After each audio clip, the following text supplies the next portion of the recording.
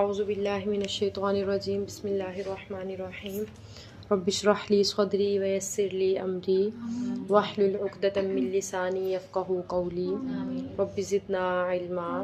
رب زدنا علما رب زدنا علما رب یسر ولا تعسر وتمم بالخیر اللہم فقہنا فی الدین۔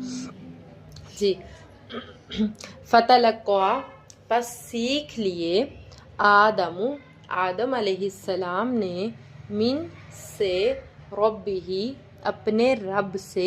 کلمات کچھ کلمات فتاب علیہ پھر ان کے ذریعے سے توبہ کی۔ پھر آدم علیہ السلام نے اپنے رب سے کچھ کلمات سیکھ لیے اور ان کلمات کے ذریعے سے توبہ کی۔ انہو یا پھر فتابہ علیہ پھر اللہ تعالیٰ ان پر متوجہ ہوئے، یعنی حضرت آدم علیہ السلام نے توبہ کی، فتابہ علیہ تو اللہ تعالیٰ نے ان کی توبہ کو قبول کیا یا ان کی طرف توجہ کی۔ انہو بے شک وہ هو التواب الرحیم وہ بڑا توبہ قبول کرنے والا بڑا قلنا ہم نے کہا اہبطوا اتر جاؤ منہا اس جنت سے جمیعا سب کے سب، پھر ہم نے کہا کہ اس جنت سے سب اتر جاؤ۔ فَإِمَّا يَأْتِيَنَّكُمْ پھر اگر آئے تمہارے پاس منی میری طرف سے ہدن ہدایت، فَإِمَّا يَأْتِيَنَّكُمْ مِنِّي ہدن پھر اگر تمہارے پاس میری طرف سے کوئی ہدایت آئے، فمن پھر جو تبعہ پیروی کرے گا ہدایا میری ہدایت کی، فلا پس نہیں خوف علیہم ولا ہم یحزنون اس کا مطلب ہوتا ہے وہ غم زدہ ہوں گے۔ ہاں جی، اللہ تعالیٰ نے کہا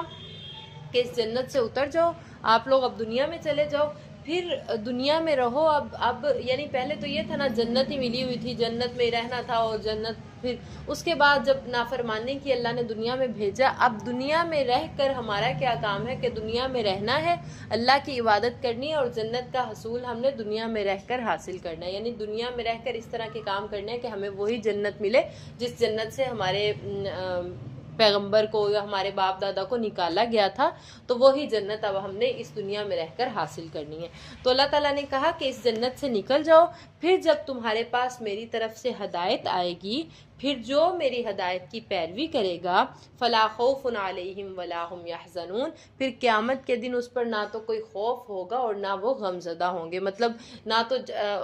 جہنم کا کوئی خوف، یعنی قیامت کے دن جو دنیا میں نیکی کے کام کر کے آیا ہوگا، اچھے اعمال کر کے قیامت کے دن میرے سامنے آئے گا، پھر اسے کسی قسم کا خوف نہیں ہوگا اور نہ ہی وہ غم زدہ ہوگا۔ والذین اور وہ لوگ کفروا جنہوں نے کفر کیا، وکذبوا اور جنہوں نے جھٹلایا بآیاتنا ہماری آیات کو، اولئک یہی لوگ اصحاب النار آگ والے ہیں، جہنم والے ہیں، ہم وہ فیہا اس جہنم میں خالدون ہمیشہ رہیں گے۔ اور جن لوگوں نے کفر کیا اور ہماری آیات کو جھٹلایا تو ایسے لوگ آگ والے ہیں، دوزخ والے ہیں، اور وہ اس دوزخ میں ہمیشہ رہیں گے۔ اللہم لا تجعلنا منہم۔